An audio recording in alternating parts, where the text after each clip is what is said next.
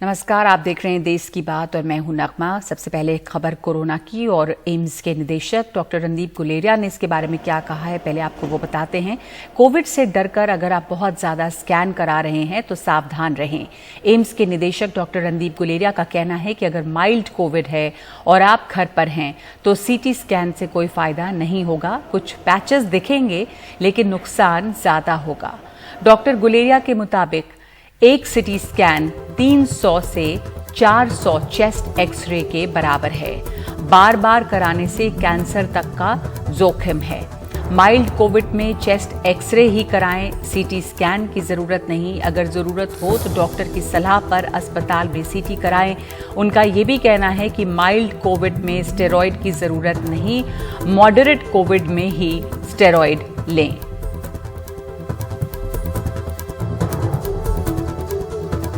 CT scan आजकल बहुत ज़्यादा लोग करा रहे हैं और ये सोचते हैं कि जब भी उनकी कोविड पॉजिटिव रिपोर्ट आई तो एकदम सीटी करा लें। सबसे मैं पहले ये कहना चाहूँगा कि शुरू में सीटी कराने का कोई फ़ायदा नहीं है। माइल्ड जो आपको अगर इन्फेक्शन है, माइल्ड कोविड है, तो सीटी से कोई फ़ायदा नहीं है। सीटी में कुछ पैचेस आएंगे।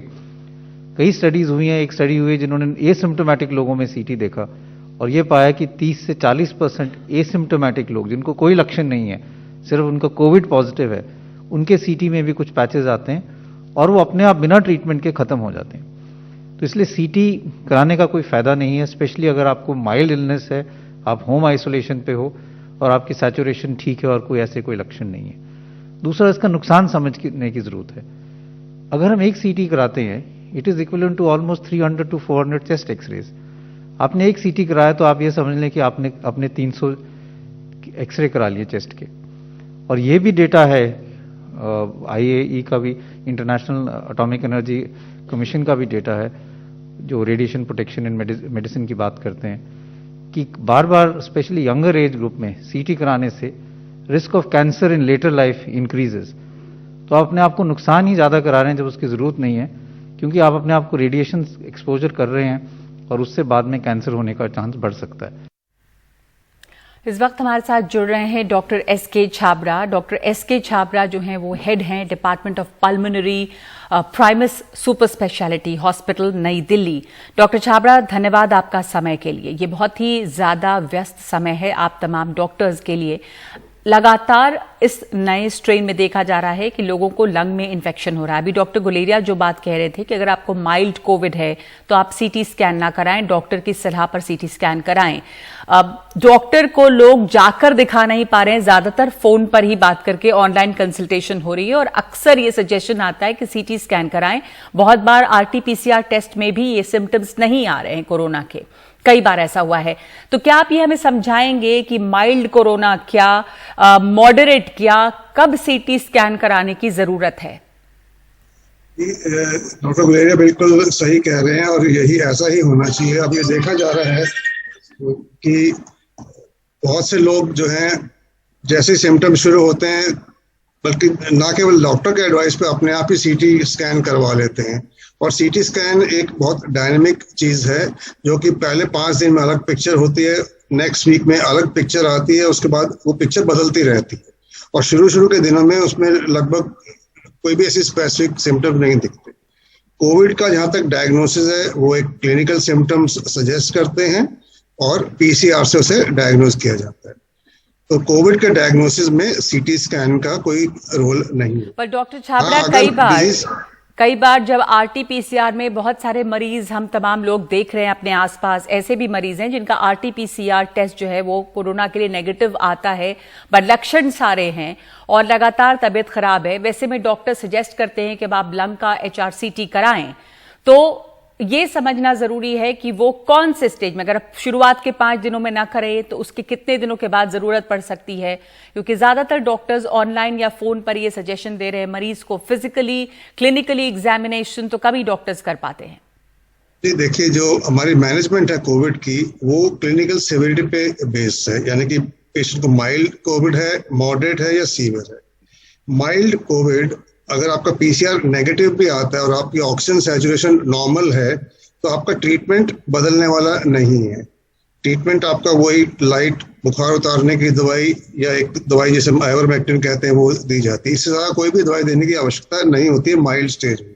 तो सबसे जरूरी साइन है कि हमारी ऑक्सीजन कॉन्सेंट्रेशन जो है वो 94 से कम ना हो। अगर वो 94 से कम आ रही है तब हम नेक्स्ट लेवल ऑफ ट्रीटमेंट में चले जाते हैं जो मॉडरेट डिजीज होती है। वहां पे भी अगर आपका पीसीआर टेस्ट नेगेटिव आ रहा है तो वहां पे डायग्नोसिस को कंफर्म करने की, क्योंकि वहां का जो लेवल ऑफ ट्रीटमेंट है वो एकदम बदल जाता है। हम स्टेरॉइड्स उसमें इस्तेमाल करते हैं, एंटीवायरल रेमडेसिविर जिसकी बहुत शॉर्टेज है उसका इस्तेमाल करते हैं, एंटीकोगुलेंट्स का इस्तेमाल करते हैं। तो कुछ ऐसे पेशेंट्स जरूर होते हैं कि जिसमें पीसीआर टेस्ट नेगेटिव है, ऑक्सीजन सैचुरेशन कम हो गई है, तो वहां पे कितना सेवेरिटी है, कितना फैला हुआ है, वहां पे सीटी उसमें हेल्प कर सकता है। पर अगर पेशेंट को माइल्ड डिजीज है, ऑक्सीजन नॉर्मल है, तो सीटी कराने की कोई आवश्यकता नहीं है। और बार बार सीटी कराने से एक रेडिएशन एक्सपोजर होता है, कोई क्लिनिकली यूजफुल इंफॉर्मेशन नहीं मिलती। तो इसका एक लिमिटेड रोल है, प्राइमरीली एक पीसीआर बेस्ड डायग्नोसिस है। और अगर तकलीफ बढ़ती है तो सिवियरिटी असेसमेंट में सीटी हेल्पफुल रहता है अगर पीसीआर नेगेटिव। तो एक वो खास विशेष एक सिचुएशन है जहाँ पे सीटी कराया जा सकता है, पर वो डिसीजन जो आपके डॉक्टर का होगा और वो जनरली हॉस्पिटलाइज पेशेंट्स में होता है। तो ओपीडी से आप दूसरा नुकसान ये होता है कि आपको आइसोलेशन में रखा हुआ है और आप जाके सीटी करा रहे हैं, तो आप आइसोलेशन के जो रूल्स है उसके आप तोड़ रहे हैं। आप बाहर जा रहे हैं, सीटी स्कैन क्लिनिक में जा रहे हैं, आप लोगों से मिल रहे हैं, तो आइसोलेशन का मतलब ही खत्म हो जाता है।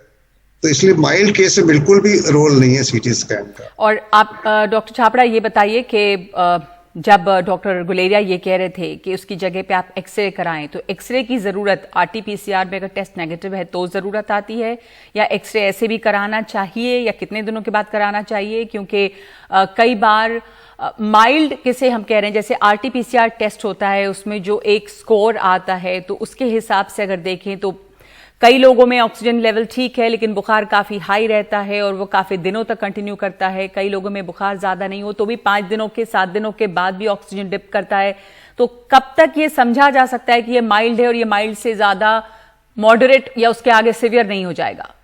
देखिए, पहले हफ्ते में और ऑक्सीजन सैचुरेशन अगर नॉर्मल है तो उसे हम माइल्ड की तरह ही ट्रीट करते हैं। कुछ पेशेंट्स हैं जिनमें कि सेकेंड वीक, अब कोविड की नेचुरल हिस्ट्री ऐसी है कि उसमें सेकेंड वीक जो है वो सबसे खतरे का पीरियड होता है, जिसमें कि बॉडी का जो इन्फ्लेमेटरी रिस्पॉन्स है और जो बॉडी को जो फेलियर होता है लंग्स का, वो सेकेंड वीक में शुरू होता है। तो कुछ पेशेंट्स हैं जिनके सिम्टम्स बिना ऑक्सीजन कम हुए भी सेकेंड वीक में चलते हैं, जैसे कि बुखार चलता रहता है या खांसी जाती रहती है आगे। तो इसमें थोड़ा सा स्टेप अप करना पड़ता है। और यहाँ पे अगर आपका डॉक्टर सजेस्ट करता है कि आपको सीटी स्कैन करा लेना चाहिए तो निश्चित रूप से कराना चाहिए, लेकिन अपने डिसीजन के हम सीटी स्कैन करा लें वो सही नहीं है। तो प्रोलॉन्ग्ड ट्रीटमेंट जहाँ आवश्यकता पड़ रही है और पेशेंट के ऑक्सीजन नॉर्मल है, वहां भी अगर डॉक्टर सलाह देते हैं कि आप सीटी कराएं तो जरूर कराना चाहिए, लेकिन शुरुआती दिनों में नहीं कराना हो। तो या तो माइल्ड केस जो कि सेकेंड वीक में भी तेज बुखार चल रहा है या सांस की तकलीफ शुरू हो रही है या ऑक्सीजन सैचुरेशन कम हो रही है, ऐसे हालात में सीटी स्कैन का एक रोल आ जाता है। जी जी, धन्यवाद आपका डॉक्टर छाबड़ा। यानी कि एक सीटी स्कैन आप डॉक्टर की सलाह पर ही कराएं, और सीटी कराना जो है वो आपके लिए नुकसानदेह भी है क्योंकि एक सीटी स्कैन 300 से 400 एक्सरे के बीच में है, और बार बार सीटी से खुद को एक्सपोज करना कैंसर के खतरे को बुलावा देना भी है। तो इसलिए सीटी जब तक कि जरूरी ना हो और जब तक आपके डॉक्टर इसकी सलाह न दें तब तक आप सीटी नहीं कराएं, उसकी कोई जरूरत नहीं है। कर्नाटक के एक सरकारी अस्पताल में 24 मरीजों की मौत हो गई है। चामराजनगर में ऑक्सीजन की कमी से 24 मरीजों की मौत हुई है। 23 कोरोना के मरीज थे और एक दूसरी बीमारी का मरीज जिनकी मौत अस्पताल में मैसूर से ऑक्सीजन की सप्लाई नहीं पहुंची थी। राज्य सरकार ने जांच के इसमें आदेश दिए हैं। राज्य के गृह मंत्री बसवराजा बोम्मई ने कर्नाटक के डीजीपी आईजीपी प्रवीण सूद से इस मामले की जांच करने और कार्रवाई के लिए रिपोर्ट जमा करने को कहा है। निहाल हमारे साथ जुड़ रहे हैं। निहाल, इस मामले की क्या डिटेल्स आई हैं? इस तरह की ऑक्सीजन की कमी से मौतें अस्पताल में, यहाँ दिल्ली में भी देखा गया, जयपुर गोल्डन अस्पताल में, बत्रा हॉस्पिटल में हाल में खबर आई, तो ऑक्सीजन के संकट से अस्पताल जूझ रहे हैं। यहाँ पर डिटेल्स क्या आई हैं अब तक? देखिए नगमा, कर्नाटक में जो हालात पैदा हुए हैं और जो दिल्ली में है, दोनों में बहुत फर्क है। देखिए दिल्ली में ऑक्सीजन की सप्लाई नहीं हो पा रही है, ऑक्सीजन नहीं मिल पा रहा है, लेकिन आपको जान करके बहुत ही दुख होगा कि कर्नाटक में जो ये 24 मौतें हुई हैं उसके लिए ऑक्सीजन की कमी जिम्मेदार नहीं थी, लेकिन सिर्फ ऑक्सीजन का जो मैनेजमेंट है ना वो जिम्मेदार था। ऑक्सीजन को सही वक्त पर प्लांट से उसको हॉस्पिटल तक नहीं पहुंचाया जा सका, ऑक्सीजन की कमी नहीं थी, और वो भी एक ही राज्य में जहां लॉ एंड ऑर्डर बहुत अच्छा है। और महज 60 से 65 किलोमीटर की दूरी है मैसूर से चामराजनगर, और इसमें लॉकडाउन में ऑक्सीजन का नहीं पहुंचना सिर्फ इसलिए कि लॉजिस्टिक की कमी थी, ये निश्चित तौर पर बहुत ही दुखद है। और अगर ये दूसरे देश में हुआ होता तो शायद जो लोग इसके लिए जिम्मेदार हैं उनके खिलाफ आपराधिक मामला बनता, और ये मामला कल्पेबल होमिसाइड यानी गैर इरादतन हत्या का होता। आप सोचिए कि जब वहां पर 144 मरीज वहां पर थे, उनमें से ज्यादातर क्रिटिकल थे जिनको लगातार ऑक्सीजन दिया जा रहा था। ऐसे में ऑक्सीजन की सप्लाई मैसूर से चामराजनगर जो महज 60 से 65 किलोमीटर की दूरी पर है, वो एक ही राज्य में है, सिर्फ जिला अलग अलग है। यहाँ लॉकडाउन लगा हुआ है, गाड़ियों की आवाजाही पर जो इमरजेंसी व्हीकल है उसकी आवाजाही पर किसी तरह की कोई रोक नहीं है, उसको प्रायोरिटी दी जाती है। ऐसे में क्यों नहीं पहुंचाई, ये चौंकाने वाली बात है। जो जिला प्रशासन जो खास करके जो स्वास्थ्य विभाग है और उस अस्पताल से जुड़े हुए जो अधिकारी हैं, उनसे जब हमने बात की थी सुबह में, तो उन्होंने हमें बताया था कि ऑक्सीजन की जो खेप है वो रविवार को नहीं आ पाई थी, जिसकी वजह से रविवार को देर रात 12 बजे से 2 बजे के बीच में ऑक्सीजन की सप्लाई कम हो गई।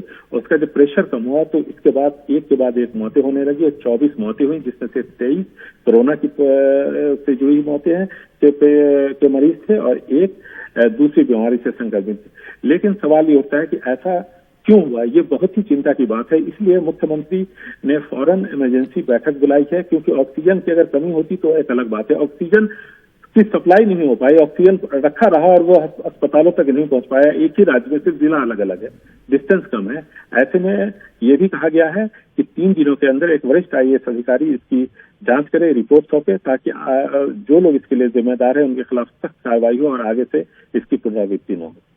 जी धन्यवाद आपका निहाल। तो चामराजनगर के सरकारी अस्पताल में ये हाल है कि 24 मरीजों की मौत हुई है, जिसमें से 23 जो हैं वो कोरोना पॉजिटिव हैं। इस पर कार्रवाई करने के लिए, इसकी जांच करने के लिए और रिपोर्ट जमा करने के लिए कहा गया है।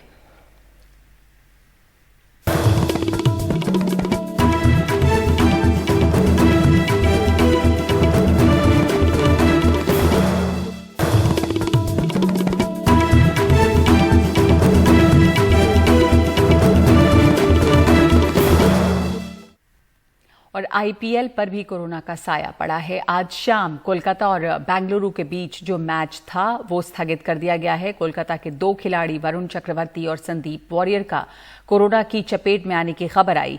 इसके पहले कई खिलाड़ी IPL से अलग हो चुके हैं। हमारे साथ इस पर जुड़ रहे हैं मनोरंजन भारती। मनोरंजन, अब IPL जो बायो बबल में खेला जा रहा था, लेकिन उसको लेकर जिस माहौल में मैच हो रहा था, बहुत तरह की आलोचना भी हो रही थी कि किस तरह से खिलाड़ी अपने को अलग थलग रख सकते हैं। बहरहाल अब तो कोरोना का साया वहां भी है। वरुण चक्रवर्ती, संदीप वॉरियर कोरोना की चपेट में हैं। क्या इसके ऊपर अब डिटेल्स हैं कि क्या खेल कंटिन्यू रहेंगे, आगे क्या होगा? जी हाँ, अब इसको लेकर के निगाहें BCCI की तरफ है कि IPL का अगला भविष्य क्या होगा। लेकिन जो खबरें ये है कि 2 खिलाड़ी KKR के वरुण चक्रवर्ती वो अपने कंधे का स्कैन कराने के लिए गए थे, तो बायो बबल से बाहर निकले, तो उसके बाद उनको हो गया, संदीप वॉरियर को हो गया। जो स्टेटमेंट KKR की तरफ से है कि सभी खिलाड़ियों को, जो अभी अहमदाबाद में है ये लोग हैं, उनको अपने अपने कमरे में जो है आइसोलेट किया गया है। एक उनका GPS एक्टिवेटेड चिप उनके पास है, और कहा गया है कि आप इसको हमेशा अपने साथ रखेंगे, जिससे कि जो मैनेजमेंट है वो उनके मूवमेंट को जो है मॉनिटर कर सकता है। 3 लेयर की सुरक्षा दी गई है, क्योंकि मैनेजमेंट का कहना है कि यदि सारे खिलाड़ी बायो बबल में हैं तो फिर इन्फेक्टेड हुए कैसे। उनको डर है कि जो लोग सैनिटाइज करते हैं होटल्स को, कमरों को या फिर स्टेडियम को, क्या उनके वजह से तो नहीं हुआ है। तो इसलिए काफ़ी प्रिकॉशन बरता जा रहा है। डेली टेस्ट हो रहा है इन सारे खिलाड़ियों का। पैट कमिंस जो फास्ट बॉलर हैं उनके बीमारी की बात आई थी, तो लेकिन केकेआर ने अपने स्टेटमेंट में कहा है कि उनको कोविड नहीं है, उनको जो है स्टमक अपसेट था क्योंकि जो कि खाने के वजह से हुआ है। तो ये सारी चीज़ें हैं। दूसरी खबर जो है सीएसके के कैंप से आ रही है, चेन्नई सुपर किंग्स है, उनके सीईओ, बॉलिंग कोच, बस क्लीनर की रिपोर्ट पॉजिटिव आई है, बाकी सब निगेटिव हैं। और सीएसके की तरफ से कहा गया है कि ये सारे लोग जो हैं, बाकी खिलाड़ी निगेटिव हैं। मैच जो दिल्ली में है, अभी सीएसके है उनका मैच होने वाला था, उधर डीडीसीए के 5 ग्राउंड स्टाफ जो हैं, डीडीसीए के 5 स्टाफ वो भी कोविड पॉजिटिव है, लेकिन डीडीसीए ने ये साफ किया है कि इन 5 कर्मचारियों का मैदान से कोई लेना देना नहीं है, इसलिए खतरे की कोई बात नहीं है। तो अब देखते हैं कि दिल्ली का मैच होता है या नहीं होता है। दूसरी तरफ माइकल स्लेटर जो एक कमेंटेटर थे, वो बायो बबल छोड़ के जा चुके हैं और उन्होंने अपने ऑस्ट्रेलिया प्राइम मिनिस्टर के खिलाफ एक ट्वीट किया है जिसमें कहा है कि देश जो है उनको ऐसे नहीं छोड़ सकता क्योंकि ऑस्ट्रेलिया जाने के लिए अब कोई फ्लाइट नहीं है। कहा जा रहा है कि माइकल स्लेटर जो है मालदीव्स पहुंच गए हैं और वहां से किसी तरह ऑस्ट्रेलिया जाने की कोशिश कर रहे हैं। एंड्रयू टाई, एडम जम्पा और केन रिचर्डसन ऑस्ट्रेलिया के ये 3 खिलाड़ी पहले ही आईपीएल छोड़ चुके हैं। इंग्लैंड के लायम लिविंगस्टोन वो भी छोड़ चुके हैं। अंपायर नितिन मेनन वो भी छोड़ चुके हैं आईपीएल। आर अश्विन जो कि दिल्ली के खिलाड़ी थे वो आईपीएल छोड़ चुके हैं कि उनके परिवार में 10 लोग कोविड हो गए थे, उनकी वाइफ सहित जो 6 एडल्ट थे, 4 बच्चे थे। तो उन्होंने कहा कि मेरे परिवार को मुझे ज़रूरत है, इसलिए वो दिल्ली टीम छोड़ करके अपने घर चेन्नई जा चुके हैं। जी धन्यवाद आपका मनोरंजन। और आगे बढ़ते हैं दूसरी खबरों पे। ऑक्सीजन की कमी का जो हाल है उसका अंदाजा दिल्ली के बवाना में ऑक्सीजन प्लांट के बाहर लगाया जा सकता है, जहां पर ऑक्सीजन के लिए 2-3 दिन तक लोग लाइन में लगे रहते हैं और तब जाकर उनका नंबर आता है। हमारे सहयोगी शरद शर्मा ने वहां इस प्लांट का जायजा लिया। ये ऑक्सीजन सिलेंडर की लाइन नहीं बल्कि सांसों का संघर्ष है। मैं उत्तर पश्चिम दिल्ली के बवाना के पूट खुर्द गांव में हूं, ऑक्सीजन रिफिलिंग सेंटर के बाहर हूं और ये देखिए एक लंबी कतार है, सिलेंडर लगे हुए लाइन में और सिलेंडर भरवाने के लिए बड़ी संख्या में लोग जो है यहाँ पर खड़े हुए हैं और जो बता रहे हैं वो बहुत ही कष्टकारी है। सुनकर कि कष्ट होगा वो ये है कि लोग कल से, आज शाम हो चुकी है, लोग कल से ही सुबह से यहाँ पर लाइन में लगे हुए हैं और फिर भी उनका ऑक्सीजन सिलेंडर नहीं भर पा रहा। ये देखिए लाइन कितनी लंबी है। उत्तर पश्चिम दिल्ली के बवाना में मैं हूँ, पुटखुर्द गांव है। आप बताइए आपका क्या नाम है और आपका कौन एडमिट है, किसके लिए आप यहाँ पर ऑक्सीजन लेने आए हैं? सर कैलाश नाम है मेरा, मेरी मदर एडमिट है इस वक्त, होम आइसोलेशन में है वो। अच्छा। वो उनको क्योंकि हॉस्पिटल में कहीं एडमिट नहीं कर रहे, उनको हॉस्पिटल जा रहे हैं तो ये कह रहे हैं अपना सिलेंडर आप ला सकते हैं तो हम एडमिट कर लेंगे। तो प्राइवेट गाड़ी आती है ना, पीछे के गेट से भर भर के गैस दी जा रही है। हमारा नंबर आता है तो कहा जाता है कि गैस खत्म हो गई है। हम कल सवेरे 10 बजे से खड़ा है। कल सुबह 10 बजे से? 10 बजे से। कितने किलो का सिलेंडर आपका? मेरा है वही मतलब 4.5 फीट का। अच्छा, 4.5 फीट का है। तो अंदर लगा हुआ है 510 नंबर है। हाँ। अभी भी सर कोई पता नहीं है कब मिले कब ना मिले। आप कब से हैं यहाँ पर? सर कल से होंगे। कल कितने बजे आ गए? कल मॉर्निंग से, कल मॉर्निंग, कल सुबह आ गए थे। कितने बजे? 8 बजे। कल सुबह से आ गए थे और अभी तक आपका नंबर अभी तक नहीं आया सर, अभी तक नहीं आया। अभी भी सिलेंडर बहुत बड़ा है मेरा। अच्छा, यहीं दिल्ली में रहते हैं आप? दिल्ली स्वरूप नगर। अच्छा, तो मतलब अपना सिलेंडर लगा के आना जाना का आप यहाँ पे नहीं सर, पूरी रात यहीं रहते हैं। अच्छा, रात ही नहीं रहते हैं, यही मर रहे मच्छरों में। 3 रात यहीं रहते हैं। ले जाएगा सिलेंडर, उठा ले जाएगा हमारे साथ, सिलेंडर चोरी हो जाएगा। सिलेंडर चोरी हो रहे हैं यहाँ पे। कोई यहाँ पे मजाक करने के लिए खड़े हुए हैं। मेरे घर में एक पेशेंट पड़ा हुआ है कोविड का, मैं उसके लिए ऑक्सीजन लेने आया हूँ या मजाक करने आया हूँ इन लोगों के साथ में? ये मेरी बड़ी माँ है। मदर है आपकी? हाँ, बड़ी माँ है। अच्छा। ये मेरे दवाई है। बड़ी माँ मतलब ताई जी होंगी। हाँ। ये मेरे पे हर चीज़ का लिखा हुआ है। यहाँ पर ये भी लिखा हुआ है कि 32 होती है जब ऑक्सीजन हटा देते हैं, फिर 82 होती है। अब उनको तो 90+ ही चाहिए ना। ये हमारे घर पे बैठे बैठे हमने उनको वेंटिलेटर पे कर रखा है। हॉस्पिटल ले जा नहीं सकते, हॉस्पिटल में भी दिक्कत है। क्या करें सर आप बताओ। अब यहाँ पे आके हमारे को कह रहे हैं ये चीज़ें पूरी, अब सब कुछ होने के बावजूद नहीं भेज रहे हमारे को। कब से आए हुए हैं आप? सर मैं भी कल 11 बजे का यहीं पे हूँ। कल सुबह 11 बजे? हाँ जी सर मैं कल से खड़ा हूँ और कल से खड़ा रहने के बाद उन्हीं को सिलेंडर मिलता है। जो प्रभावशाली व्यक्ति है वो गाड़ी लेकर आते हैं, अंदर जाके सिलेंडर ले लेते हैं। और जब हम जाते हैं तो हमें बैरिकेड से बाहर धक्का देके कहता है भाई बाहर रह, सोशल डिस्टेंस में। एक बात बताइए, गवर्नमेंट जो हमारी अनाउंस कर रही है कि आप घर पे ट्रीटमेंट करिए, घर पे कैसे करें? मेडिसिन है, डॉक्टर है, ऑक्सीजन तक नहीं है। इन्होंने मजाक बना के रखा हुआ है। आपका प्लांट नहीं चल रहा था, आप अब अनाउंस कर रही हैं ये चीज।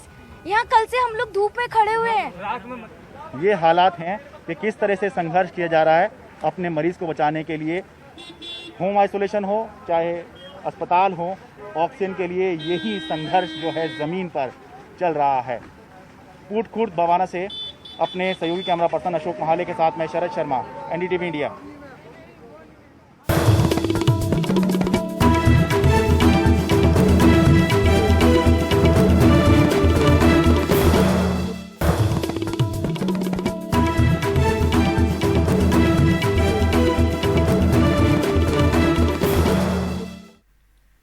दिल्ली सरकार की तरफ से आज से 18 साल से 44 साल के लोगों का वैक्सीनेशन शुरू हो गया है। इससे पहले 1 मई से यहां के निजी अस्पतालों और वैक्सीनेशन सेंटर्स पर 18 से 44 साल के लोगों को वैक्सीन लगाया जा रहा है। आज से दिल्ली सरकार की तरफ से शुरू हुए वैक्सीनेशन के लिए दिल्ली सरकार ने स्कूलों में भी टीकाकरण का इंतजाम किया है। इसके लिए यहां के 77 सरकारी स्कूलों में व्यवस्था की गई है। इन सभी स्कूलों को करीब के अस्पतालों से अटैच किया गया है।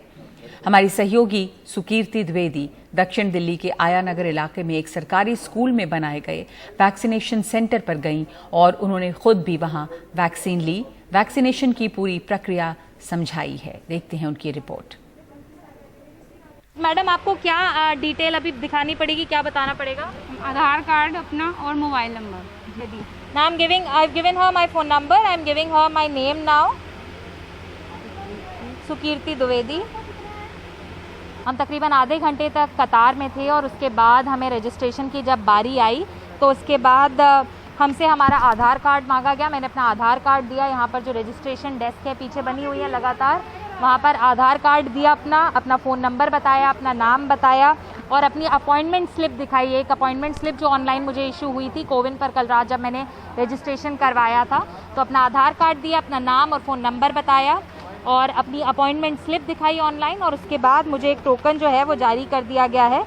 ये वो टोकन है, vaccination centre token number 1।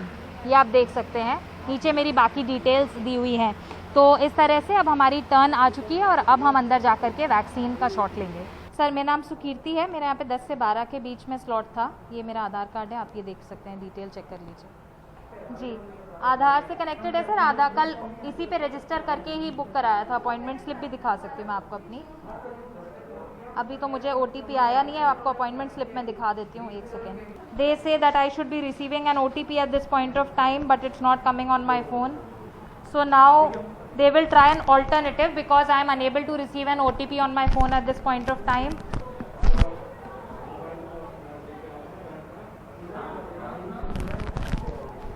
Mask निकालना पड़ेगा। So in case there are system issues, the officials here will try and help you out. That is what they did in my case. But please understand that there are no walk-in vaccinations that are happening. You need to have an appointment in the system. So this takes barely a second for you to receive the jab and 45 days के बाद second dose लगेगी।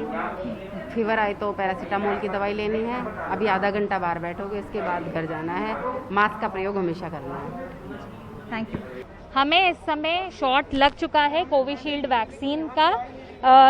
तकरीबन 10 से 12 बजे के बीच का जो हमारा स्लॉट था उसमें हम यहाँ पर आए थे। क्यों में लगना पड़ रहा है, बहुत से लोग यहाँ पर खड़े हुए हैं, आप देख सकते हैं। मेरे साथ भी कई सारे ये लोग हैं। सुबह 7 बजे से भी लोग आए हुए हैं, यहाँ पे धैर्य बनाकर खड़े हुए हैं, अपनी बारी का इंतजार कर रहे हैं। अधिकारी अंदर मौजूद हैं तो सभी अधिकारी लोगों को समझाने की कोशिश कर रहे हैं, उनके साथ सहयोग करने की कोशिश कर रहे हैं। इंतजार लंबा है, ये पहला दिन है। अधिकारी भी कोशिश कर रहे हैं, जनता भी घंटों कतार में खड़ी हुई और बहुत गर्मी में खड़ी हुई है। तो दिक्कतें ज़रूर हैं, मुश्किलें ज़रूर आएंगी, पर यहाँ पर इस साइड पर 4 साइट्स हैं इस स्कूल के अंदर और यहाँ पर वैक्सीन लगाई जा रही है। हम जब अंदर गए तो अपॉइंटमेंट स्लिप अपनी दिखाई, जो हमने कल रात को अपॉइंटमेंट बुक किया था उसकी। सिस्टम ने हमारी डिटेल्स, इश्यूज़ आ रहे थे, नहीं एक्सेप्ट हो रही थी, तो वापस उन्होंने ऑल्टरनेटिव के तौर पर आधार कार्ड को अपलोड किया, दोबारा एक फ़ोटो खींची और वापस क्रॉस वेरीफाई किया सारी डिटेल्स को और फिर वैक्सीन का शॉट लगाया और पूरे प्रोसीजर को यहाँ पर फॉलो किया जा रहा है। पर चूंकि पहला दिन है, 10 तरह के कन्फ्यूजन है। यहाँ पे कई सारे लोग हैं जो 45 से ऊपर के हैं, वो भी आ गए। उनको कहा जा रहा है कि उनकी कतारें अलग लगेंगी, तो दिक्कतें हैं। पहला दिन है, लंबे इंतज़ार होंगे, थोड़े धैर्य की ज़रूरत है जनता की तरफ से भी, और अधिकारी भी है यहाँ पर, वो भी लगातार कोशिश कर रहे हैं कि आपको जल्द से जल्द शॉट लग सके। जो भी दर्शक इस समय दिल्ली में मौजूद हैं और इसको देख रहे हैं, प्लीज़ जाकर अपनी वैक्सीन लगवाएं। नई दिल्ली से कैमरा पर्सन मनोज ठाकुर के साथ सुकीर्ति द्विवेदी, एनडीटीवी इंडिया के लिए। और दिल्ली में ऑक्सीजन संकट पे ऑक्सीजन की कमी को लेकर सुप्रीम कोर्ट आज काफी सख्त रहा। सुप्रीम कोर्ट ने कहा है कि मीडिया को अदालत की पूरी कार्रवाई की रिपोर्टिंग का अधिकार है और लोगों को ये जानने का हक है कि अदालत में क्या हो रहा है। चुनाव आयोग मद्रास हाई कोर्ट की कड़ी टिप्पणी के खिलाफ सुप्रीम कोर्ट पहुंचा था, लेकिन सुप्रीम कोर्ट ने उसे बड़ी नसीहत दे डाली। सुप्रीम कोर्ट ने कहा कि मीडिया को अदालत की मौखिक टिप्पणियों को रिपोर्ट करने से नहीं रोका जा सकता। न्यायालय में चर्चा जनहित की है। लोग ये जानने के हकदार हैं कि अदालतों में क्या चल रहा है। अदालती चर्चाओं की रिपोर्टिंग जजों के लिए अधिक जवाबदेही भी लाएगी। न्यायिक प्रक्रिया में नागरिकों के विश्वास को बढ़ाएगी। आयोग को हाईकोर्ट की हत्या वाली टिप्पणी को कड़वी दवा के रूप में लेना चाहिए। वहीं चुनाव आयोग का कहना था कि हाईकोर्ट ने यह टिप्पणी बिना उसका पक्ष सुने की। पीएम और सीएम की रैली आयोजित करना प्रशासन का काम है। आयोग एक संवैधानिक संस्था है। हाईकोर्ट को ऐसी टिप्पणी नहीं करनी चाहिए थी। सुप्रीम कोर्ट ने कहा कि वो हाईकोर्ट को टिप्पणी करने से रोककर हतोत्साहित नहीं करना चाहते, लेकिन एक संतुलन होना जरूरी है। सुप्रीम कोर्ट कुछ दिन में आदेश जारी करेगा। सुप्रीम कोर्ट को पता है कि ये कोई आसान मामला नहीं है। एक तरफ हाईकोर्ट है, दूसरी तरफ चुनाव आयोग है और तीसरी तरफ मीडिया, जिसकी जिम्मेदारी अदालत की सुनवाई, अदालत की प्रक्रिया और अदालत के फैसलों को आम जन तक पहुंचाना है। ऐसे में अब सुप्रीम कोर्ट को इनके बीच न केवल संतुलन बनाना है, बल्कि एक लक्ष्मण रेखा भी खींचनी है। नई दिल्ली से आशीष भार्गव, एनडीटीवी इंडिया।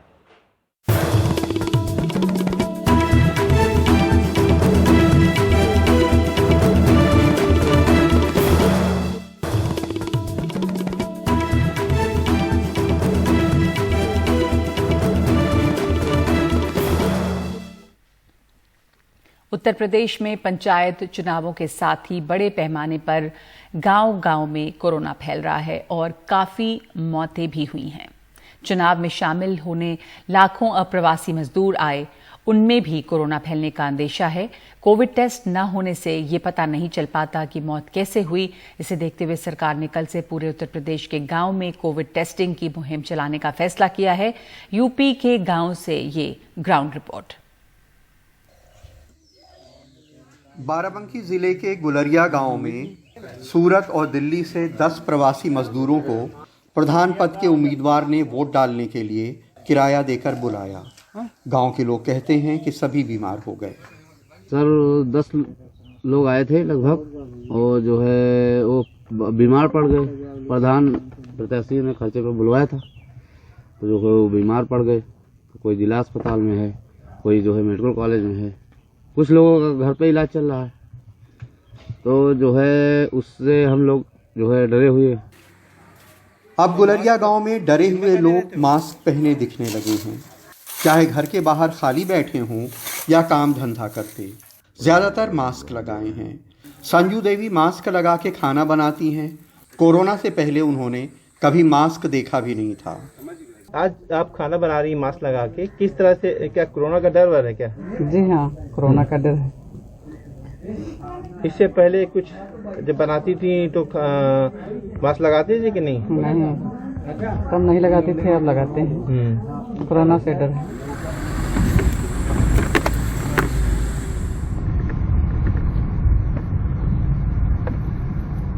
एनडीटीवी की टीम गांवों में कोरोना का जायजा लेने यूपी के कई ग्रामीण इलाकों में गई। आजमगढ़ के रमा मल्टी स्पेशलिटी हॉस्पिटल में भी पहुंचे। इस अस्पताल से 5 किलोमीटर की दूरी पे गांव शुरू हो जाते हैं। 70 बेड के इस कोरोना अस्पताल में 70% मरीज आजमगढ़ के गांवों के हैं। इस बार गांव में उतना कहर नहीं देख रहे थे हम लोग कोरोना का, पर इस बार गांव के पेशेंट ज़्यादा हैं, तो इस बार हमें गांव में एहतियात करने की बहुत ज़्यादा जरूरत है। इस बार गांव के पेशेंट बढ़े हैं पिछले साल के कंपैरिजन में कोरोना के। बुलंदशहर से 25 किलोमीटर दूर शिकारपुर में रहने वाले टीचर सुशील शर्मा की 29 अप्रैल को पंचायत चुनाव के मतदान ड्यूटी के दौरान तबीयत बिगड़ गई। पत्नी भी पहले से संक्रमित थी। अगले दिन दोनों की मौत हो गई। इलेक्शन जो है होना ही नहीं चाहिए, इलेक्शन में ही बहुत कर्मचारी मारे गए। यूपी की 70% आबादी गांव में रहती है, जहां सबसे बड़ा चुनाव हुआ है, जिसमें कोविड प्रोटोकॉल का पूरी तरह उल्लंघन हुआ है। यही नहीं, लाखों की तादाद में प्रवासी मजदूर जो हैं वहां पे मतदान करने के लिए बुलाए गए हैं। अब वहां कितने लोग संक्रमित हैं ये तब तक नहीं बताया जा सकता जब तक कि वहां कोरोना का टेस्ट ना हो जाए। लेकिन गांव में इस तरह कोरोना का फैलना बहुत खतरनाक संकेत है। आजमगढ़ में रवि प्रकाश, बाराबंकी में सरफराज और बुलंदशहर में मनीष शर्मा के साथ कमाल खान, NDTV इंडिया।